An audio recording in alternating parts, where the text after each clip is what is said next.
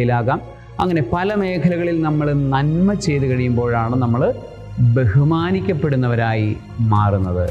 എന്നാൽ വചനം മറ്റൊന്നുകൂടെ പറഞ്ഞു തരുന്നു, ദൈവം നമ്മളുടെ ബഹുമതിയാണ്.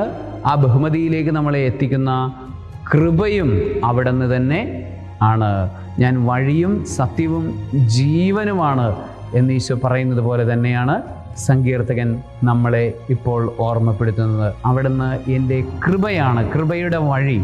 നമ്മൾ നടക്കുന്ന വഴിയിൽ, നമ്മളുടെ പ്രവൃത്തികളിൽ നമ്മളെ മുന്നോട്ട് നയിക്കുന്ന ഊർജമായി, കൃപയായി അവിടുന്ന് നമ്മളിൽ നിറയുന്നു.